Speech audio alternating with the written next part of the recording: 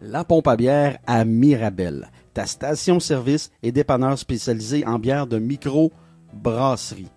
Situé à Saint-Canut sur l'autoroute 158. Pour information, 450-412-4747. Puis si t'es chanceux, tu risques de rencontrer ton barbu de ville en train de choisir sa bière pour la soirée. Oublie pas, en plus, on a des tirages à chaque mercredi. La Pompe à bière, c'est un rendez-vous.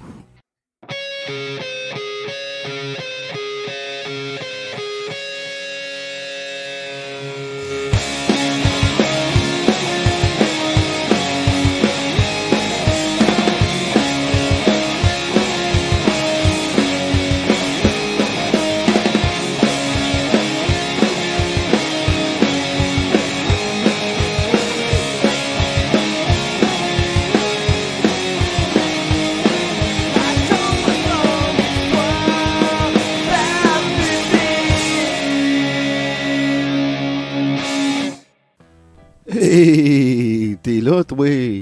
Bienvenue dans la Jazette du Barbu, épisode 354. Comment ça va par chez vous? Qu'est-ce qui se passe de bon? Ici, c'est nuageux, c'est pluvieux, le temps est pesant. Je te dirais qu'il fait présentement 25 degrés à l'extérieur de nos studios, mais le temps ressenti est d'environ 30 degrés. Le temps est pesant.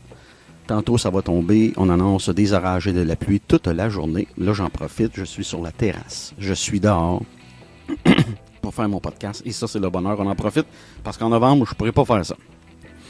Bref, aujourd'hui, imagine-toi donc que dans ta Jazette 354, il va y avoir un nouveau segment qui va s'intituler Hollywood en plywood. Ça, c'est quoi? C'est quand je vais avoir des nouvelles inutiles. Ben, je vais te les mettre dans Hollywood en plywood. Et aujourd'hui, j'en ai une bonne. Voilà. Mais le plus important, à matin, as-tu fait ton lit? Parce que tu le sais, hein, faire son lit, c'est, je le répète, c'est la première réussite de ta journée. C'est une micro-réussite. Ben oui, t'as pas été sur la planète Mars, t'as pas opéré à cœur ouvert. Mais ton premier geste de la journée, c'est une réussite. Comme David Goggin, comme Joe Rogan, comme Vitaly Klitschko. Barbu de ville ce matin, je te le confirme, a fait son lit. Voilà. Là, j'ai même parti me brasser. Et imagine-toi donc comment il est efficace. Puis j'ai écrit ce matin pour Fanadien. Voilà. Premier sujet de la journée. Je vais te parler d'une série culte qui va se terminer lundi prochain avec le 12e épisode. Une série qui s'intitule Better Call Saul, qui est un pre-sequel de Breaking Bad, l'autre série culte. Beaucoup considèrent Breaking Bad comme la meilleure série de tous les temps. Eh bien, moi, je suis de ceux-là. C'est ma série préférée à vie.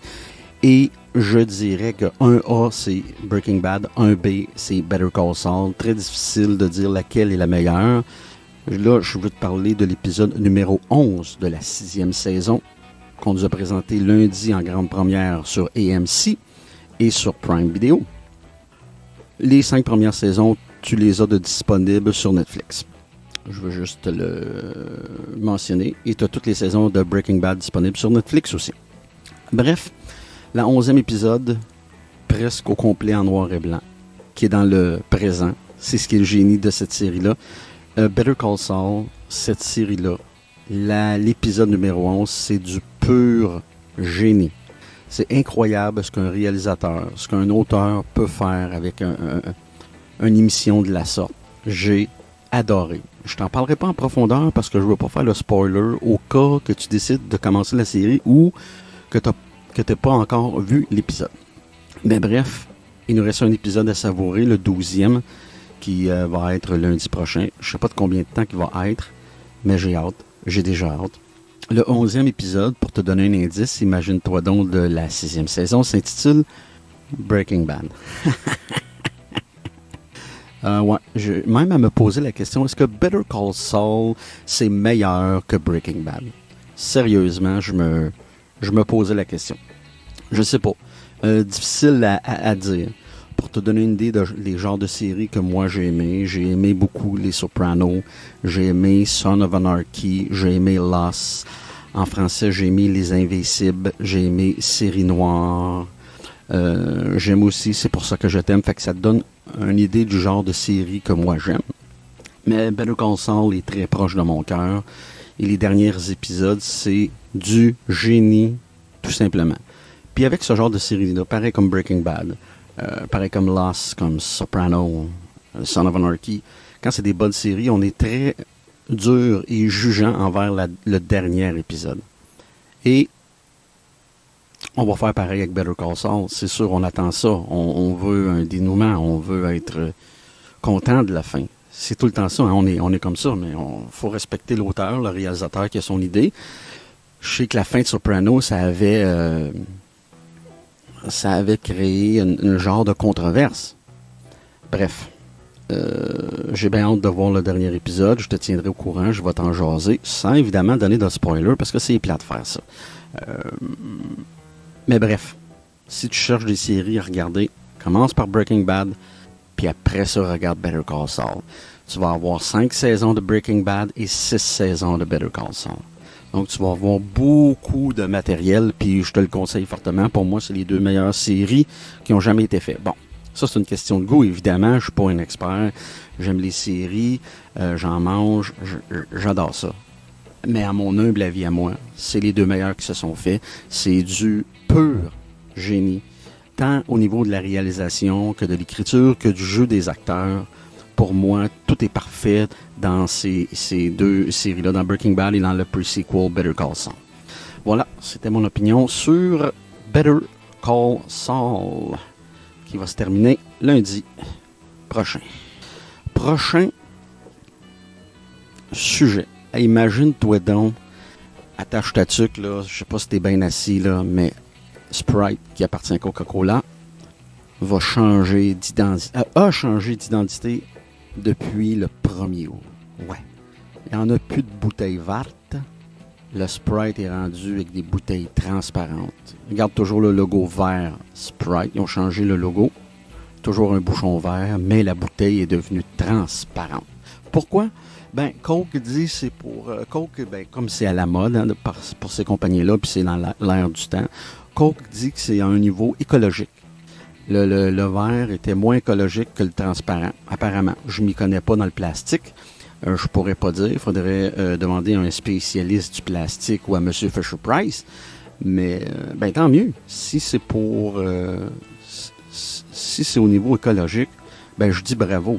Bon, j'aurais pas quoi en douter, mais souvent avec ces grosses compagnies-là, ces grosses PME-là, des PME, c'est pas une PME, ces grosses compagnies-là, ben des fois, on monte à l'avant une certaine façade, mais c'est complètement le contraire à l'arrière. Mais bon, bref, je veux pas rentrer dans les théories du complot avec Sprite, là.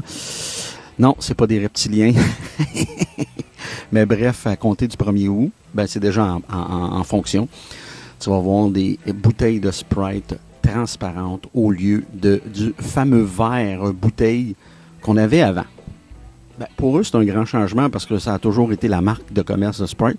Je peux comprendre qu'ils l'ont annoncé en grande pompe. J'ai même vu les nouvelles annonces là, sur YouTube. Mais moi, c'est le genre de choses qui m'intéressent des compagnies. J'aime bien lire la section affaires de la presse.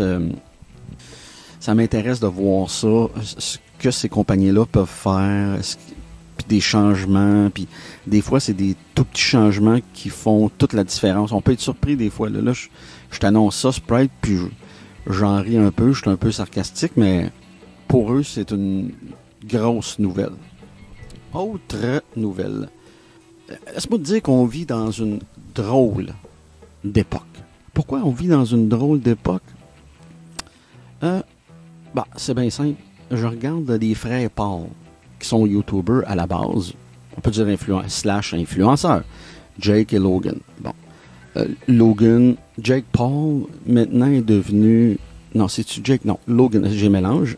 Logan, maintenant, est devenu lutteur à la WWE. Bon. Moi, j'ai pas vu son combat à SummerSlam, mais ce que j'ai entendu à travers le Coréron, le podcast du Coréron, c'est qu'il aurait fait une belle prestation, puis il était très surprenant. Ben, je suis pas étonné parce que la lutte pour les frères Paul, moi, je trouve que c'est parfait.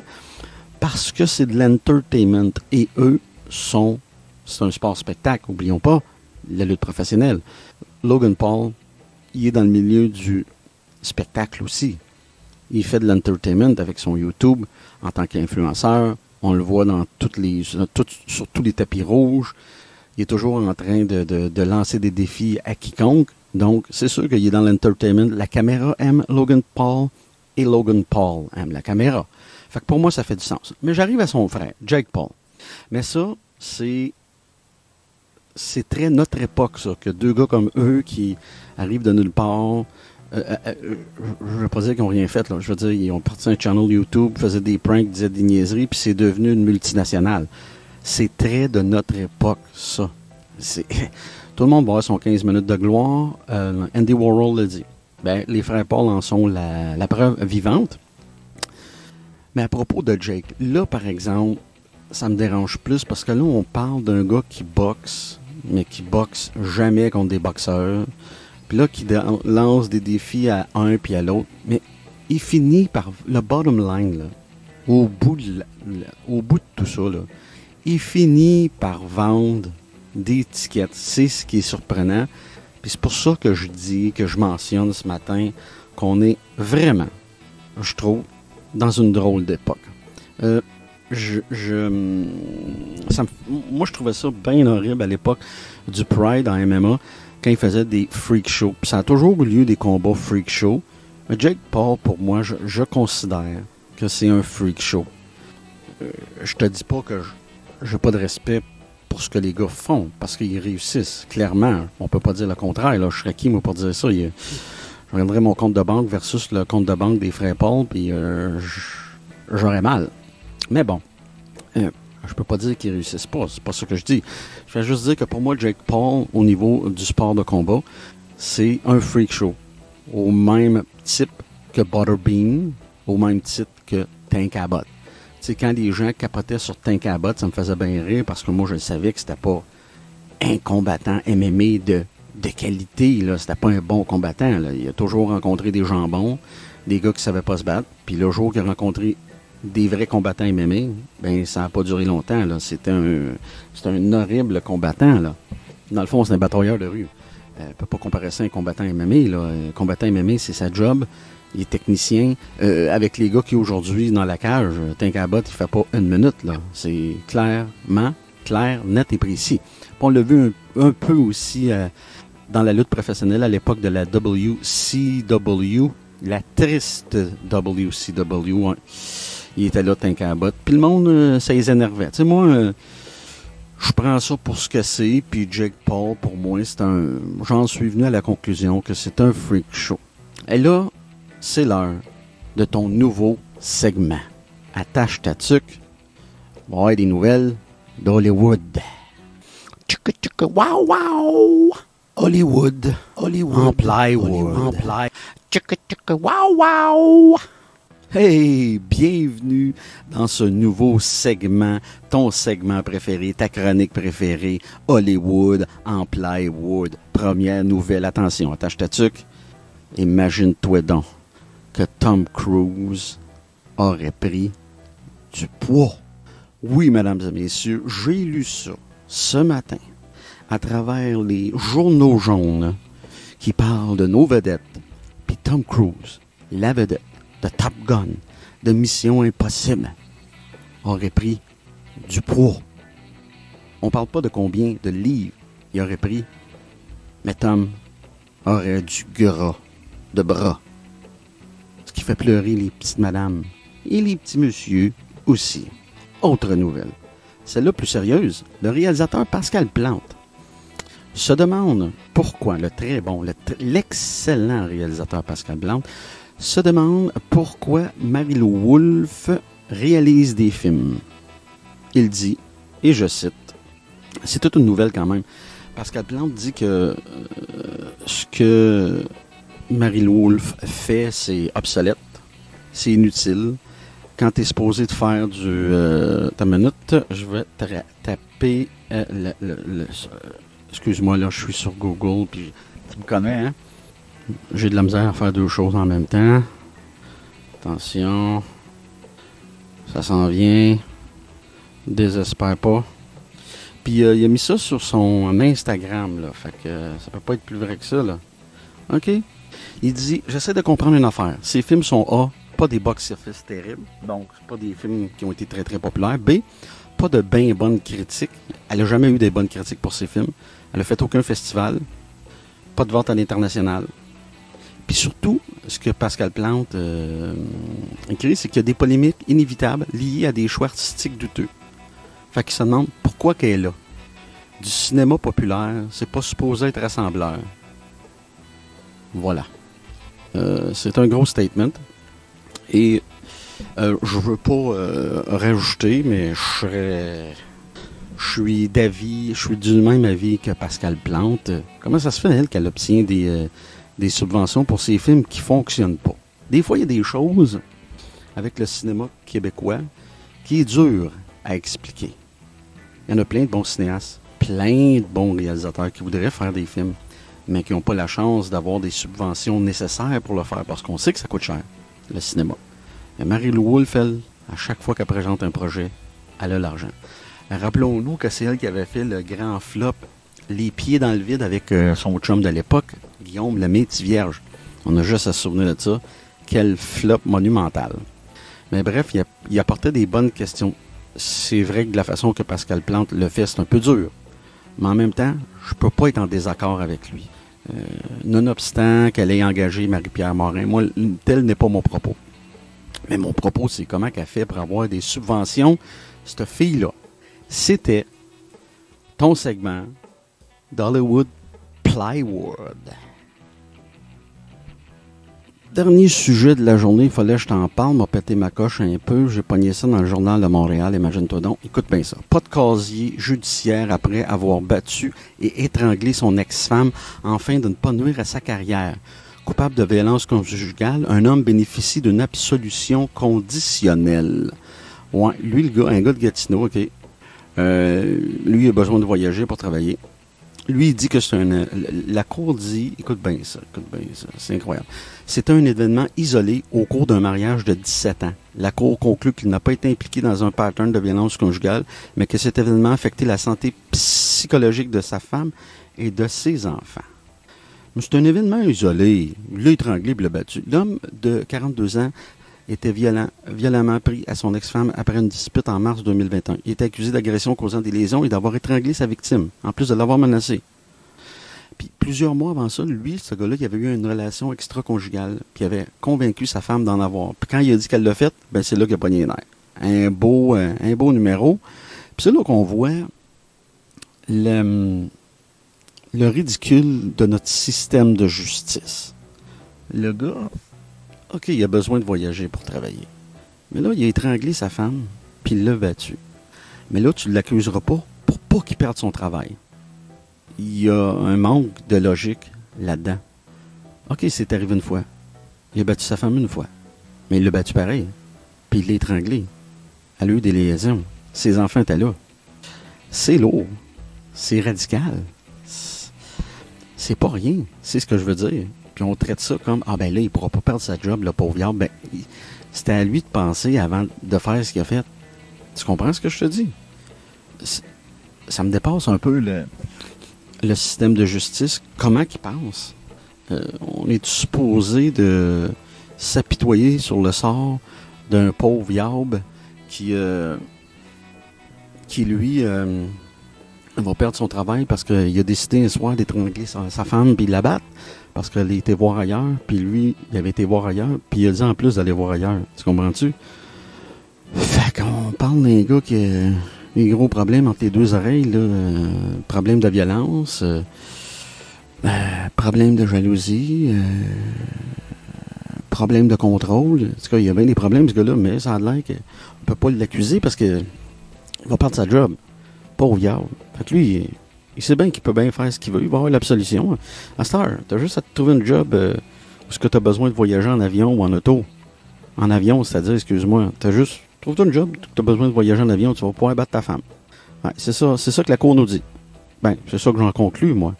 Bon, tu sais que je suis sarcastique, là, tu me connais, là. Mais c'est quand même drôle. Et puis, tu sais, je viens de te parler, là, qu'on vivait dans un autre drôle d'époque. Mais ça, c'est de toutes les époques. Là, c'est pas la première fois qu'un gars bat sa femme, puis c'est pas la dernière fois. Malheureusement, c'est comme ça.